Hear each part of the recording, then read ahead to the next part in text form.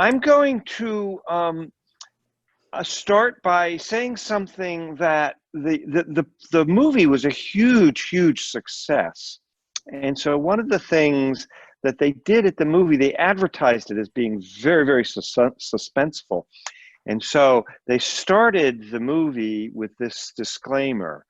The management of this theater suggests that for the greater entertainment of your friends who have not yet seen the picture, you will not divulge to anyone the secret of the ending of Witness for the Prosecution. One other thing is Charles Laughton's role as Sir Wilfrid, the barrister, was the outsized role along with Marlene Dietrich in the movie.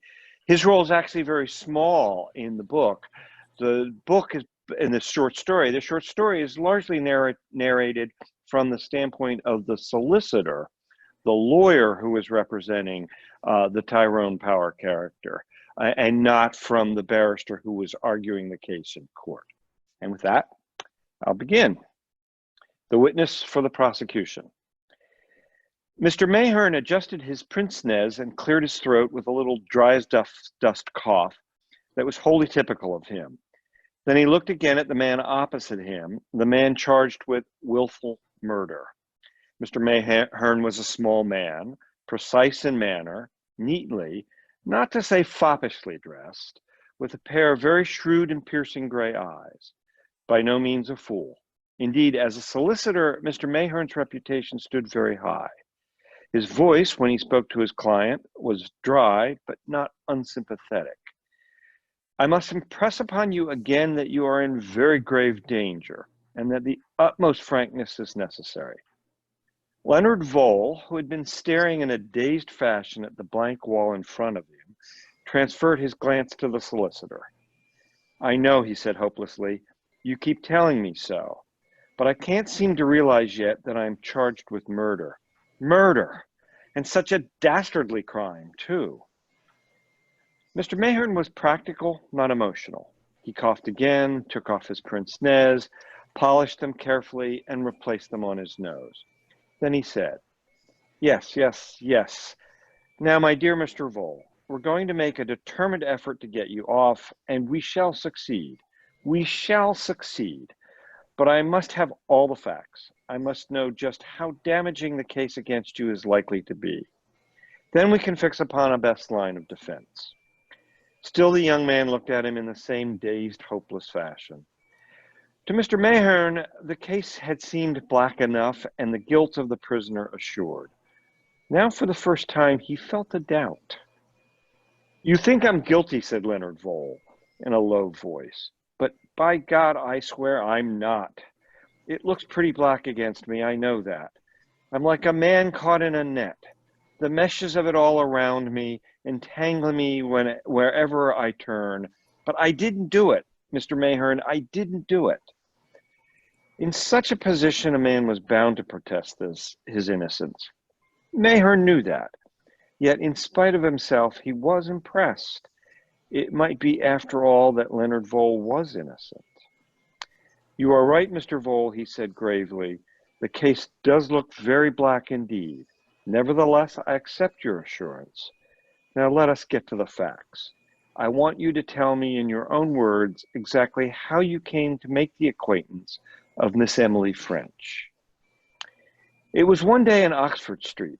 I saw an elderly lady crossing the road. She was carrying a lot of parcels. In the middle of the street, she dropped them, tried to recover them, found a bus was almost on top of her, and just managed to reach the curb safely. Dazed and bewildered by people having shouted at her, I recovered her parcels, wiped the mud off them as best I could, retied the string of one, and returned them to her. There was no question of your having saved her life? Oh, dear me, no. All I did was to perform a common act of courtesy. She was extremely grateful, thanked me warmly, and said something about my manners not being those of most young people. I can't remember the exact words. Then I lifted my hat and went on. I never expected to see her again, but life is filled with coincidences. That very evening, I came across her at a party at a friend's house. She recognized me at once, and asked that I be introduced to her. I found out that she was a Miss Emily French, that she lived in Chicklewood. I asked her for some time. I talked to her for some time. She was, I imagine, an old lady who took a sudden and violent fancy to people. She took me to be one on the strength of a perfectly simple action which anyone might have performed. On leaving, she shook me warmly by the hand and asked me to come and see her. I replied, of course, that I should be very pleased to do so, and she then urged me to name a day. I did not want particularly to go on, but it would seem churlish if I were to refuse, so I fixed on the following Saturday. After she had gone, I learned something about her from my friends, that she was rich, eccentric, lived alone with a maid, and owed no less than 8 cats. I see, said Mr. Mayherne. The question of her being well off came up as early as that? If you mean that I inquired, began Leonard Vole hotly, but Mr. Mayherne stilled him with a gesture. I have to look at the case as it will be presented by the other side. An ordinary observer would not have supposed Miss French to be a lady of means. She lived poorly, almost humbly. Unless you had been told to the contrary, you would in all probability have considered her to be in poor circumstances. At any rate, to begin with, who was it exactly who told you that she was well off? My friend George Harvey, at whose house the party took place. Is he likely to remember having done so? I really don't know. Of course, it's some time ago now. Quite so, Mr. Vole. You see, the first aim of the prosecution will be to establish that you were in low water financially. That is true, is it not? Leonard Vole flushed. Yes, he said in a low voice. I'd been having a row of infernal bad luck at the time. Quite so, said Mr. Mayherne again. That being, as I say, in low water financially, you met this rich old lady and cultivated her acquaintance assiduously. Now, if you are in a position to say that you had no idea she was well off and that you visited her out of pure kindness of heart, which is the case, I dare say I'm not disputing the point. I am looking at it from the outside point of view. A great deal depends on the memory of Mr. Harvey. Is he likely to remember that conversation, or is he not? Could he be confused by counsel into believing that it took place? Later, perhaps. Leonard Vole reflected for a few minutes. Then he said steadily enough, but with a rather paler face, I do not think that line would be successful, Mr. Mayherne. Several of those present heard his remark, and one or two of them chaffed me about my conquest of a rich old lady. The solicitor endeavored to hide his disappointment with a wave of his hand. Unfortunate, but I congratulate you upon your plain speaking, Mr. Vole. It is to you I look to guide me. Your judgment is quite right. To persist in that line I spoke of would have been disastrous. We must leave that point. So you made the acquaintance of Miss French. You called upon her. The acquaintanceship progressed. We want a clear reason for all of this. Why did you, a young man of 33, good-looking, fond of sport, popular with your friends, devote so much of your time to an elderly woman with whom you could hardly have anything in common? Leonard Vole flung out his hands in a nervous gesture. I can't tell you. I really can't tell you. After the first visit, she pressed me to come again, spoke of being lonely and unhappy. She made it difficult for me to refuse. She showed so plainly her fondness and affection for me that I was placed in an awkward position. You see, Mr. Mayherne, I've got a weak nature. I drift. I'm one of those people who can't say no. And believe me or not, as you like, after the third or fourth visit I paid her, I found myself getting genuinely fond of her, of the old thing. My mother died when I was young, an aunt brought me up, and she died too before I was 15. If I told you that I genuinely enjoyed being mothered and pampered, I dare say you'd only laugh. Mr. Mayherne did not laugh. He took off his pince-nez again, polished them, a sign with him that he was thinking deeply. "I accept your explanation, Mr. Vole," he said at last. "I believe it to be psychologically probable. Whether a jury would take that view is a matter of another course. Please continue. When was it that Miss French first asked you to look into her business affairs?" "After my third or fourth visit to her. She understood very little of money matters and was worried about some investments." Mr. Mayhern looked up sharply. "Be careful, Mr. Vole. The maid, Janet Mackenzie, declares that her mistress was a good woman of business and transacted all her own affairs. And this is borne out by the testimony of her bankers." "I can't help that," said Vole earnestly. "That's what she said to me." Mr. Mayhern looked at him for a moment or two in silence. Though he had no intention of saying so, his belief in Leonard Vole's innocence was at that moment strengthened. He knew something of the mentality of elderly ladies. He saw Miss French, infatuated with a good-looking young man, hunting around for pretexts that would bring him to the house. What more likely than that she should plead ignorance of business and beg him to help her and her money affairs? She was enough of a woman of the world to realize that any man is slightly flattered by such an admission of his superiority. Leonard Vole would have been flattered. Perhaps, too, she had not been averse to letting this young man know that she was wealthy. Emily French had been a strong-willed old woman, willing to pay her price for what she wanted. All this passed rapidly through Mr. Mayhern's mind, but he gave no indication of it, and asked instead a further question. "And did you handle her affairs for her at her request?" "I did." "Mr. Vole," said the solicitor, "I'm going to ask you a very serious question, and one to which it is vital I should have a truthful answer. You were in low water financially. You had the handling of an old lady's affairs, an old lady who, according to her own statement, knew little or nothing of business. Did you, at any time or in any manner, convert to your own use the securities which you handled? Did you engage in any transaction for your own pecuniary advantage, which will not bear the light of day?" He quelled the other's response. "Wait a minute before you answer. There are two courses open to us.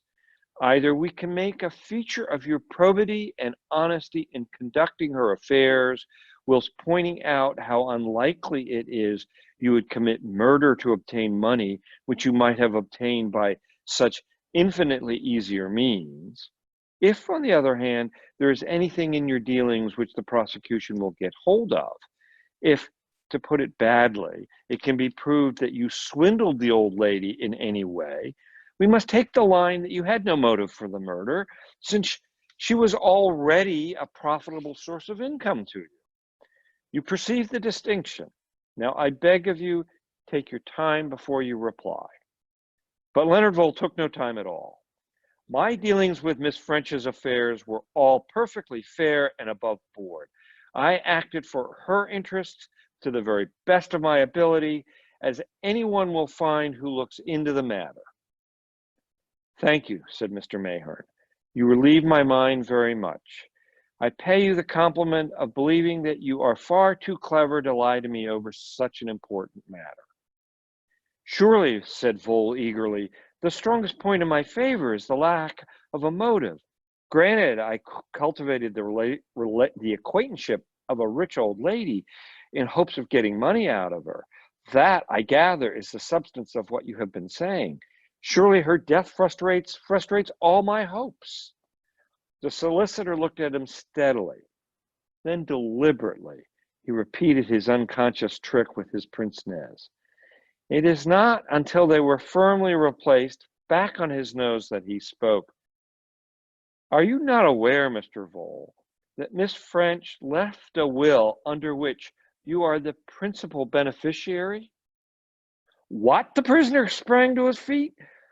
His dismay was obvious and unforced. "My God, what are you saying? She left her money to me?" Mr. Mahern nodded slowly. Vole sank down again, his head in his hands. "You pretend to know nothing of this will?" "Pretend? There's no pretense about it. I knew nothing about it." "What would you say if I told you that the maid, Janet Mackenzie, swears that you did know, that her mistress told her distinctly that she had consulted you in the matter and told you of her intention?" "Say that she's lying." "No, I go too fast. Janet is an elderly woman. She was a faithful watchdog to her mistress, and she didn't like me. She was jealous and suspicious. I should say that Miss French confided her intentions to Janet, and that Janet either mistook something she said or else was convinced in her own mind that I had persuaded the old lady into doing it. I dare say that she herself believes now that Miss French actually told her so." "You don't think she dislikes you enough to lie deliberately about the matter?" Leonard Vole looked shocked and startled. "No, indeed. Why should she?" "I don't know," said Mr. Mahern thoughtfully, "but she's very bitter against you." The wretched young man groaned again. "I'm beginning to see," he muttered. "It's frightful. I made up to her.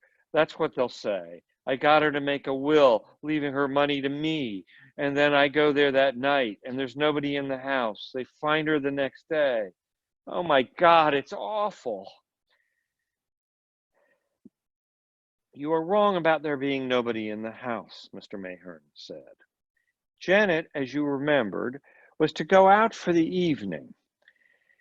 She went out, but about 9:30 she returned to fetch the pattern of a blouse sleeve which she had promised to a friend. She let herself in by the back door, went upstairs and fetched it, and went out again.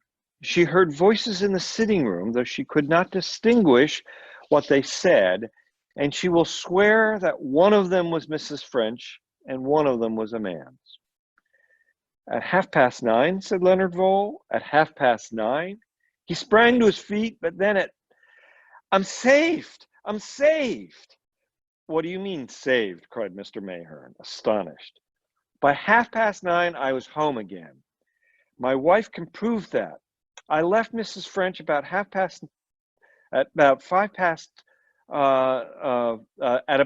minutes to 9. I arrived home at 9:20. My wife was there waiting for me. Oh, thank God, thank God. Bless Janet Mackenzie's sleeve pattern." In his exuberance, he had hardly noticed the grave expression on the solicitor's face had not altered. But the latter's words brought him down to earth with a bump. "Who then, in your opinion, murdered Miss French?"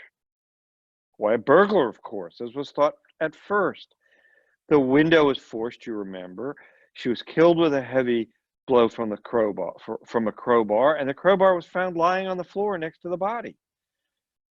Several articles were missing, but for Janet's absurd suspicions and dislike of me, the police would have never wavered from the right track." "That will hardly do, Mr. Vole. The things that were taken were missing were mere trifles of no value, taken as a blind. And the marks on the window were not at all conclusive. Besides, think for yourself. You say you were no longer in the home by 9:30. Then who was in the man that Janet was talking to Miss French? Janet heard talking to Miss French in the sitting room. She would hardly be having an amicable conversation with a burglar." "No," said Vole. "No." He looked puzzled and discouraged. "But anyway," he added with reviving spirit, "it lets me out. I've got an alibi. You must see, Romaine, my wife, at once—" "Certainly," acquiesced the lawyer. "I should already have seen Mrs. Vole, but not for her not being absent when you were arrested. I wired to Scotland at once, and I understand she returns back tonight. I'm going to call upon her immediately I leave here." Vole nodded, a great expression of satisfaction settling over his face. "Yes, Romaine will tell you. My God, it's a lucky chance that." "Excuse me, Mr. Vole, but you are very fond of your wife, no?" "Of course." "And she of you?" "Romaine is devoted to me. She'd do anything in the world for me." He spoke enthusiastically, but the solicitor's heart sank a little lower. The testimony of a devoted wife would it gain credence? "Was there anyone else who saw you return at 9:20? A maid, for instance?" "We have no maid." "Did you meet anyone on the street on the way back?" "Nobody I knew. I rode part of the way on the bus. The conductor might remember." Mr. Mahern shook his head doubtfully. "There is no one, then, who can confirm your wife's testimony?" "No, but it isn't necessary, surely." I dare say not, said Mr. Mahern hastily. "Now, there's just one thing more. Did Miss French know that you were a married man?" "Oh, yes." "Yet you never took your wife to see her. Why was that?" For the first time, Leonard Vole's answer came haltingly, uncertain. Well, I don't know." "Are you aware that Janet Mackenzie says her mistress believed you to be single and contemplated marrying you in the future?" Vole laughed. "Absurd. There was 40 years difference in our ages." "It's been done before," the solicitor said dryly. "The fact remains, your wife never met Mrs. French." "No." Again the constraint. "You will permit me to say," said the lawyer, "that I hardly understand your attitude in the matter." Vole flushed, hesitated, and then spoke. "I'll make a clean breast of it. I was hard up, as you know. I hoped that Miss French might lend me some money. She was fond of me, but she wasn't at all interested in the struggles of a young couple. Early on, I found that she had taken for granted that my wife and I didn't get on. We were living apart. Mr. Mahern, I wanted the money, for Romaine's sake. I said nothing, and I allowed the old lady to think what she chose. She spoke of my being an adopted son to her. There was never any question of marriage. That just might be Janet's imagination." "And that was all?" "Yes, that was all." Was there just a shade of hesitation in those words? The lawyer fancied so. He rose and held out his hand. "Goodbye, Mr. Vole." He looked into the haggard young face and spoke with an unusual impulse. "I believe in your innocence in spite of the multitude of facts arrayed against you. I hope to prove it and vindicate you completely." Mr. Vole smiled back at him. "You'll find the alibi is all right," he said cheerfully. Again, he hardly noticed that the other did not respond. "The whole thing hinges on a good deal of the testimony of Janet Mackenzie," said Mr. Mahern. "She hates you, that much is clear." "She can hardly hate me," protested the young man. The solicitor shook his head as he went out. "Now for Mrs. Vole," he said to himself. He was seriously disturbed by the way the whole thing was shaping. The Voles lived in a small, shabby house near Paddington Green. It was to this house that Mr. Mahern went.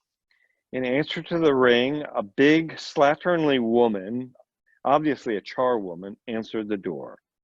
"Mrs. Vole, has she returned yet?" "Got back an hour ago, but I don't know if you can see her." "If you'll take my card to her," said Mr. Mahern quietly, "I'm quite sure that she will do so." The woman looked at him doubtfully, wiped her hand on her apron, and took the card. Then she closed the door in his face and left him on the step outside. In a few minutes, however, she returned with a slightly altered manner. "Come inside, please." She ushered him into a tiny drawing room. Mr. Mahern examined the drawing on the wall, stared up suddenly to face a tall, pale woman who had entered so quietly that he had not heard her. A brief aside here, think Marlene Dietrich, and you can now envision this character. Mr. Mayhern, you are my husband's solicitor, are you not? Have you come from him? Will you please sit down? Until she spoke, he had not realized that she was not English.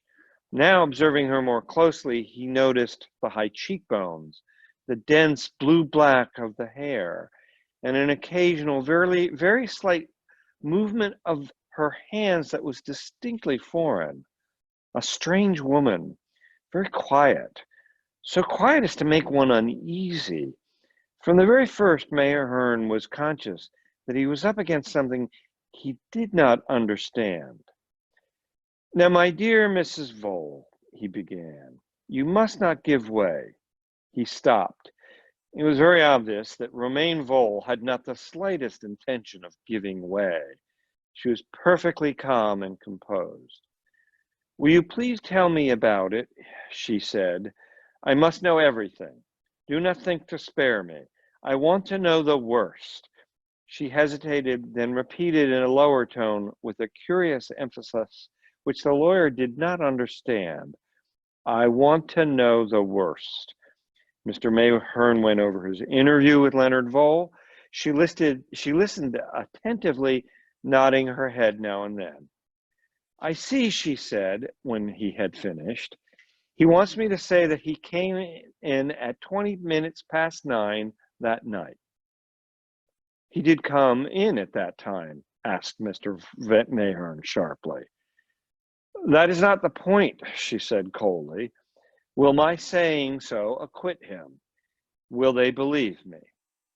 Mr. Mayhern was quite taken aback. She had gone so quickly to the core of the matter. This is what I want to know, she said. Will it be enough? Is there anyone who can support my evidence? There was a suppressed eagerness in her manner that made him vaguely uneasy. So far, there is no one else. I see, said Romaine Vole. She sat for a minute or two, perfectly still. A little smile played over her lips. The lawyer's feeling of alarm grew stronger and stronger. Mrs. Vole, he began, I know what you must feel. Do you? She asked. I wonder. In the circumstances, I intend to play a lone hand. He looked at her in dismay. But my dear Mrs. Vole, you are overwrought, being so devoted to your husband. I beg your pardon? The sharpness of her voice made him start. He responded in a hesitating manner. Being so devoted to your husband. Romaine Vole nodded slowly, the same strange smile on her lips. Did he tell you that I was devoted to him? She asked softly. Ah, yes, I can see he did. How stupid men are. Stupid, stupid, stupid. She rose suddenly to her feet. All the intense emotion that her lawyer had been conscious of in the atmosphere was now concentrated in her tone. I hate him. I tell you, I hate him. I hate him. I hate him. I would like to see him hanged by the neck till he is dead. The lawyer recoiled before her, and the smoldering passion in her eyes. She advanced a step nearer and continued vehemently. Perhaps I shall see it. Supposing I tell you that he did not come in that night at 20 past 9, but at 20 past 10, you say that he tells you he knew something about the money coming, that he knew nothing about the money coming to him. Supposing I tell you he knew all about it and counted on it and committed murder to get it. Supposing I tell you that he admitted to me that night when he came in what he had done, that there was blood on his coat. What then? Supposing I stand up in court and say all those things. Her eyes seemed to challenge him. With an effort, he concealed his growing dismay and endeavored to speak in a rational tone. You cannot be asked to give evidence against your husband. He is not my husband. The words came out so quickly that he fancied he'd misunderstood her. I beg your pardon? He is not my husband. The silence was so intense that you could have heard a pin drop. I was an actress in Vienna. My husband is alive, but in a madhouse, so we could not marry. I am glad now. She nodded defiantly. I should like you to tell me one thing, said Mr. Mayhern. He contrived to appear as cool and unemotional as ever. Why are you so bitter against Leonard Vole? She shook her head, smiling a little. Yes, you would like to know, but I shall not tell you. I will keep my secret. Mr. Mayhern gave his dry little cough and rose. There seems to be no point in prolonging this interview, he remarked. You will hear from me again after I've communicated with my client. She came closer to him, looking him into his eyes with her own wonderful dark eyes. You tell me, she said, did you believe, honestly, that he was innocent when you came here today? I did, said Mr. Mayhern. You poor little man, she laughed. And I believe so still, finished the lawyer. Good evening, madam. And he walked out of the room, taking with him the memory of her startled face. This is going to be the devil of a business, said Mr. Mayhern to himself as he strode along the street. Extraordinary, the whole thing. An extraordinary woman, a very dangerous woman. Women were the devil when they got their knife into you. Now, don't shoot the messenger here. I am merely reading the story that Agatha Christie wrote. What was to be done? The wretched young man hadn't a leg to stand on. Of course, possibly he did commit the crime. No, said Mr. Mayhern to himself. No, there's almost too much evidence against him. I don't believe this woman. She was trumping up the whole story, but she'll never bring it into court. He wished he felt more conviction on that point. The police court proceedings were brief and dramatic. The principal witness for the prosecution were Janet Mackenzie, maid to the dead woman, and Romaine Heilger. Her name was Helm in the movie. Romaine Heilger, an Austrian subject, the mistress of the prisoner. Mr. Mayhern sat in court and listened to the damning story that the latter told. It was on the lines she had indicated to him in their interview. The prisoner reserved his defense and was committed for trial. Mr. Mayhern was at his wit's end. The case against Leonard Vole was black beyond words. Even the famous KC would stand for King's Counselor, which would have been the English term for prosecutor. And again, a little bit, if you see the movie or the play, you will see it's QC, Queen's Counselor. Decline that. Because Agatha Christie wrote this story in 1925 when King George was on the throne, when the play was written and performed, and the movie was written and performed in the 50s. Queen Elizabeth was on the throne, so it was a Queen's Counselor, not a King's Counselor.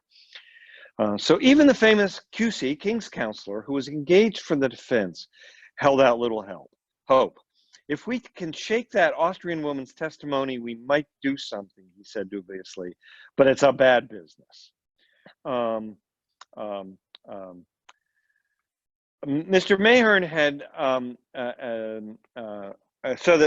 sorry, to make it clear, the King's Counselor, he is going to be the person who will argue for the defense in court to defend them. The solicitor, Mr. Mayhern, doesn't argue for the defense. He is merely the man's attorney. And in the movie, it's Charles Laughton who plays the King's or Queen's Counselor. He plays the the barrister who argues the case. Mr. Mahern had concentrated his energies on one single point: assuming Leonard Vole to be speaking the truth and to have left the murdered woman's house at 9 o'clock. Who was the man Janet heard talking to Miss French at 9:30? The only ray of light was in the shape of a scapegrace nephew who had in bygone days cajoled and threatened his aunt out of various sums of money.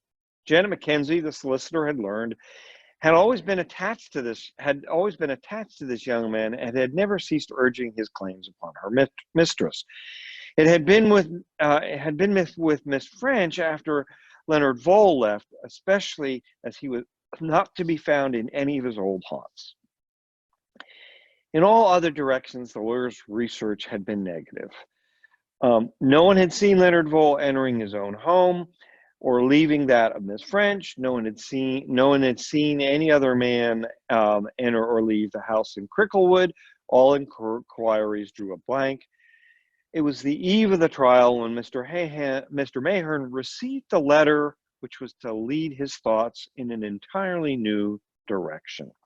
It came by the 6 o'clock post, an illiterate scrawl written on common paper and enclosed in a dirty envelope with the stamp stuck on crooked. Mr. Mahern read it through once or twice before he grasped its meaning. Dear Mister, you're the lawyer chap, what acts for the young feller. If you want that painted foreign hussy showed up for what she is and her pack of lies, you come to 16 Shaw's Rents, Stepney tonight. It'll cost you 200 quid. Ask for Mrs. Mogson. The solicitor read and reread this strange epistle. It might, of course, be a hoax, but when he thought it over, he became increasingly convinced that it might be genuine. And so convinced it might be the one hope for the prisoner. The evidence of Romaine Helger damned him completely, and the line the defense needed to pursue, the line that evidence of a woman who admittedly lived an immoral life was not to be trusted, was at best a weak one. Mr. Mahern's mind was made up. It was his duty to save his client at all cost. He must go to Shaw's Rents. He had some difficulty in finding the place, a ramshackle building in an evil-smelling slum, but at last he did so, and on inquiry for Mrs. Mogson, was sent up to a room on the 3rd floor. On this door he knocked, and getting no answer, knocked again. At the second knock, he heard a shuffling sound inside, and presently the door was opened cautiously a half an inch, and a bent figure peered out. So it's you, dearie, she said in a wheezy voice. Nobody with you, is there? Nobody playing tricks? That's right. You can come in. With some reluctance, the lawyer stepped across the threshold and into the small, dirty room with its flickering gas jet. There was an untidy, unmade bed in the corner, a plain deal table, and 2 rickety chairs. For the first time, Mrs. Mahern had a full view of the tenant of this unsavory apartment. She was a woman of middle age, bent in figure, with a mass of unruly gray hair and a scarf wound tightly around her face. Apparently social distancing even back then in the mid-20s. She saw him looking at this and laughed again, the same curious, toneless chuckle. Wondering why I hide my beauty, dear? Afraid it might tempt you, eh? But you'll see. You shall see. She drew aside the scarf, and the lawyer recoiled involuntarily before the almost formless blur of scarlet. She replaced the scarlet again. So you're not wanting to kiss me, dearie? Yeah, don't wonder. And yet I was a pretty girl once. Not so long ago as you'd think, either. Vitriol, dearie, vitriol. That's what did that. But I'll be even with them. She burst into a hideous torrent of profanity, which Mr. Mahern tried vainly to quell. She fell silent at last, her hands clenching and unclenching themselves nervously. Enough of that, said the lawyer sternly. I've come here because I have reason to believe that you can give me information which will clear my client Leonard Vole. Is that the case? Her eyes leered at him cunningly. What about the money, dearie? She wheezed. 200 quid, you remember? It is your duty to give evidence, and you can be called upon to do so. That won't do, dearie. I'm an old woman, and I know nothing. But you give me my 200 quid, and perhaps I can give you a hint or two. See? What kind of hint? What should you say to a letter? A letter from her. Never mind how I got hold of it. That's my business. It'll do the trick, but I want my 200 quid. Mr. Mayhern looked at her coldly and made up his mind. I'll give you £10, nothing more. And only that if this letter is what you say it is. £10, she screamed and raved at him. 20, and that's my last word. He rose as if to go. Then watching her closely, he drew out a pocketbook and counted out 20 one-pound notes. But already he knew that the sight of the money was too much for her. She cursed and raved impotently, but at last she gave in. Going over to her bed, she drew something out from underneath the tattered mattress. Here you are, damned you, she snarled. It's the top one you want. It was a bundle of letters that she threw to him, and Mr. Mayhern untied them and scanned them in his usual cool, methodical way. The woman watching him eagerly could gain no clue from his impassive face. He read each letter through and then returned to the top one and read it a second time. Then he tied the whole bundle again up carefully. They were love letters, written by Romaine Helger, and the man they were written to was not Leonard Vole. The top letter was dated the day of the latter's arrest. I spoke true, dearie, didn't I? Whined the woman. It'll do for her, that letter. Mr. Mayhern put the letters in his pocket, then he asked a question. How did you get hold of this correspondence? That's tellin', she said with a leer. But I know something more. I heard in court what that hussy said. Find out where she was at 10:20, the time she says she was at home. Ask at the Lion Road Cinema. They'll remember. A fine, upstanding girl like that. Curse her. Who is it? The man. There's only a Christian name here. The other's voice grew thick and hoarse. Her hands clenched and unclenched. Finally, she lifted one to her face. He's the man that did this to me many years ago now. She took him away from me. A chit of a girl she was. And when I went after her and went for him too, he threw the cursed stuff at me. And she laughed. Damn her. I've had it in for her for years, followed her, I have, spied upon her, and now I've got her. She'll suffer for this, won't she, Mr. Lawyer? She'll suffer. She will probably be sentenced to a term of imprisonment for perjury, said Mr. Mayhern quietly. Shut away, that's what I want. You're going, are you? Where's my money? Where's that good money? Without a word, Mr. Mayhern put the money down on a table. Then, drawing a deep breath, he turned and left the squalid room. Looking back, he saw the old woman crooning over the money. He wasted no time. He found the cinema in Lion Road easily enough, and shown a photograph of Romaine Helger. The commissionaire recognized her at once. She had arrived at the cinema with the man sometime after 10 o'clock on the evening in question. He had not noticed her escort particularly, but he remembered the lady who had spoken to him about the picture that was showing. They stayed until the end, about an hour later. Mr. Mayhern was satisfied. Romaine Helger's evidence was a tissue of lies from beginning to end. She had evolved it out of her passionate hatred. The lawyer wondered whether he would ever know what lay behind that hatred. What had Leonard Vole done to her? He had seemed dumbfounded when the solicitor had reported her attitude to him. He had declared earnestly that such a thing was incredible. Yet it had seemed to Mr. Mayherne that after the first astonishment, his protests lacked sincerity. He did know. Mr. Mayherne was convinced of it. He knew, but he had no intentions of revealing the fact. The secret between those two remained a secret. Mr. Mayherne wondered if someday he should come to learn what it was. The solicitor glanced at his watch. It was late, but time was everything. He hailed a taxi and gave it an address. Sir Charles must know this at once, he murmured to himself as he got in.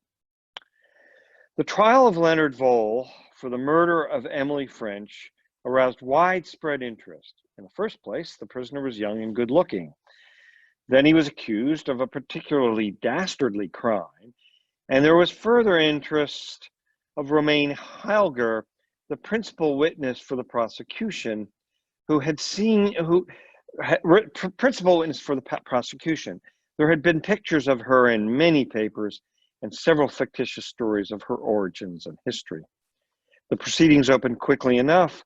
Various technical evidence came in first, then Janet Mackenzie was called. She told substantially the same story as before. In cross-examination, counsel for the defense succeeded in getting her to contradict herself once or twice over her account of Vole's accusation with Miss French. He emphasized the fact that though she had heard a man's voices in the sitting room that night, there was nothing to show that it was Vole who was there, and he managed to drive home a feeling that her jealousy and dislike of the prisoner were at the bottom of a good deal of her evidence. Then the next witness was called. Your name is Romain Heilger? Yes. You are an Austrian subject? Yes. For the last 3 years, you have lived with the prisoner and passed her off as his wife? Just for a moment, Romain Heilger's eyes met those of the man in the dock. Her expression held something curious and unfathomable. Yes. The questions went on. Word by word, the daunting facts came out. On the night in question, the prisoner had taken out a crowbar with him. He had returned at 20 minutes past 10 and had confessed having killed the old lady. His cuffs had been tainted with blood, and he had burned them in the kitchen stove. He had terrorized her into silence by means of threats.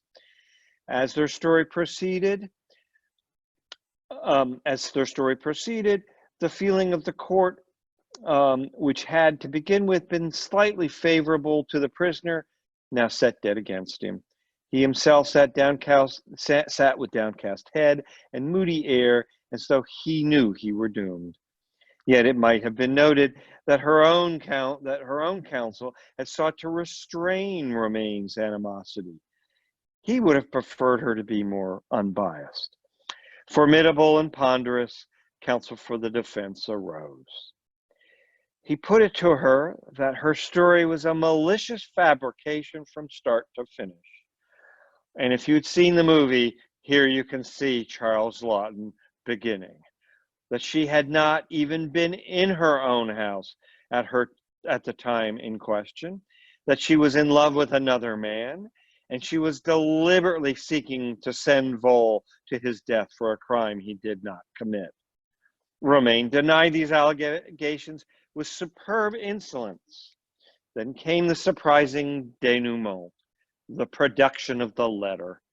It was read aloud in court in the midst of a breathless stillness. Max, my beloved, the fates have delivered him into our hands. He has been arrested for murder. But yes, the murder of an old lady. Leonard, who would not hurt a fly. At last I shall have my revenge. The poor chicken. I shall say that he came in that night with blood upon him, that he confessed to me. I shall hang him, Max. And when he hangs, we will know and realize that it was Romain who sent him to his death. And then happiness, Beloved, happiness at last. There were experts present, ready to swear that the handwriting was that of Romain Helger, but they were not needed. Confronted with the letter, Romain broke down and utterly confessed everything. Leonville had returned to the house at the time he said, 9:20. She had invented the whole story to ruin him. With the collapse of Romain Helger, the case for the crown had collapsed also. Sir Charles called his few witnesses. The prisoner himself went into the box and told his story in a manly, straightforward manner, unshaken by cross-examination. The prosecution endeavored to rally, but without great success. The judge's summing up was not wholly favorable to the prisoner, but a reaction had set in, and the jury needed little time to consider their verdict. We find the prisoner not guilty. Leonard Vole was free. Little Mr. Mahern hurried from his seat. He must congratulate his client. He found himself polishing his pince-nez vigorously and checking himself. His wife had told him only the night before that he was getting a habit of it. Curious things, habits. People themselves never even know they have them. An interesting case, a very interesting case. That woman now, Romain Helger. The case was dominated for him by the still exotic figure of Romain Helger. She had seemed a pale, quiet woman in the house at Paddington, but in court she had flamed out against the sober background, flaunting herself like a tropical flower. If he closed his eyes, he could see her now, tall and vehement, her exquisite body bent forward a little, her right hand clenching and unclenching itself unconsciously all the time. Curious things, habits. That gesture of hers with the right hand was a habit, he supposed. Yet he had seen someone else do it quite lately. Who was it now? Quite lately. He drew in his breath with a gasp as it came back to him. The woman in Shaw's Rents. He stood still, his head whirling. It was impossible. Impossible. Yet Romain Helger was an actress. The Casey came up behind him and clapped him on the shoulder. Congratulated our man yet? He's had a narrow shave, you know. Come along and see him. But the little lawyer shook off the other man's hand. He wanted only one thing, to see Romain Helger face to face. He did not see her until some time later, and the place of their meeting is not relevant. So you guessed, she said, when he had told her all that was in his mind. The face. Oh, that was easy enough. And the light of that gas jet was too bad for you to see the makeup. But why? Why did I play a lone hand? She smiled a little, remembering the last time she had used those words. Such an elaborate comedy. My friend, I had to save him. The evidence of a woman devoted to him would not have been enough. You hinted as much as yourself. But I know something of the psychology of crowds. Let my evidence be wrung from me as an admission, damning me in the eyes of the law, and a reaction in favor of the prisoner would immediately set in. And the bundle of letters? One alone, the vital one, might have seemed like what do you call it?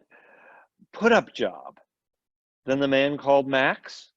Never existed, my friend.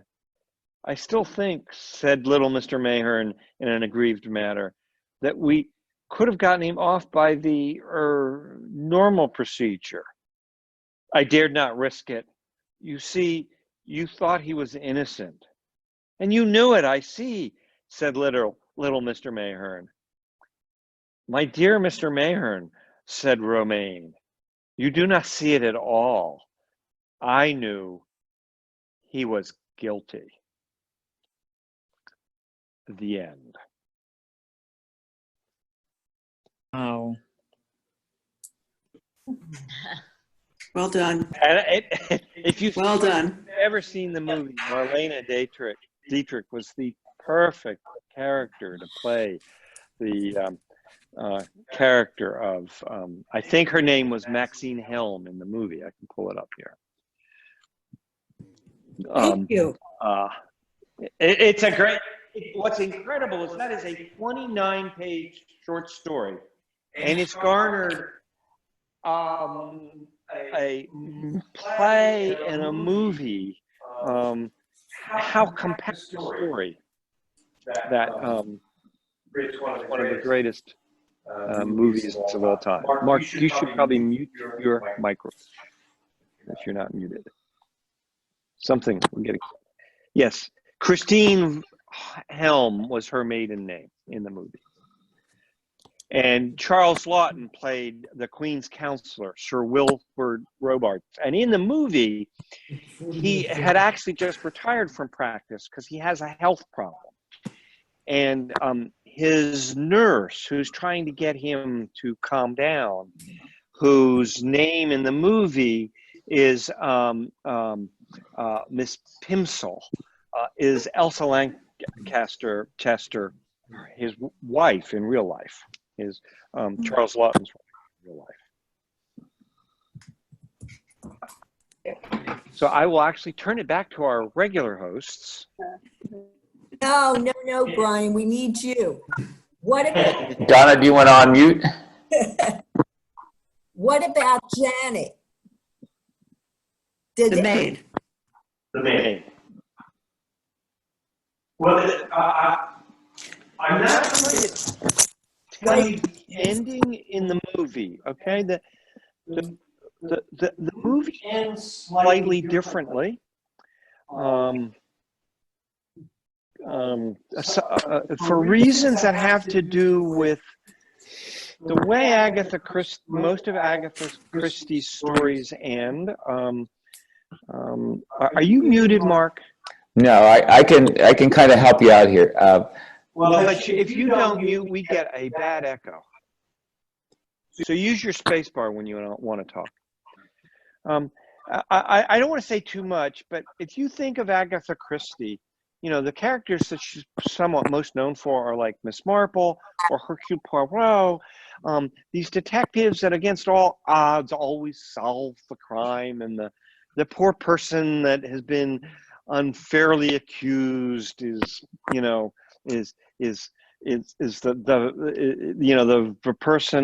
correct person is brought to justice, and the poor innocent person, you know, gets his life back. And so various people didn't think that the book for the movie to be a mainstream movie could not end that way, and so they changed the ending. And Mark is saying I'm wrong, so he's going in another room to tell you his version. But I don't want to tell it to you, because even though you have seen all of this, if you go and watch the movie, there's still a surprise. The movie, most of what you hear is in the short story. The short story is narrated by Mayhern, the solicitor, who does have a character. He's played by, his character's name is Mayhew, the solicitor, and he's played by the actor Henry Daniell, who you recognize from old British movies. But that character is much more limited, and a lot of this thinking process that you hear is what Charles Laughton does. And one of the things Laughton does in the movie is Laughton does not wear a pince nez; he wears a monocle, and he has a trick where he reflects light from a window on the witness to try to predict whether they're lying or not. And they say that this idea he got the idea from the story and Agatha Christie's story use of the pince nez, but also apparently Charles Laughton's own personal solicitor had used a monocle, and used to use his monocle, kind of would fiddle with it, and he got the idea to do that from his from real life, from his personal attorney. And so it's And it comes to play at the end of the movie.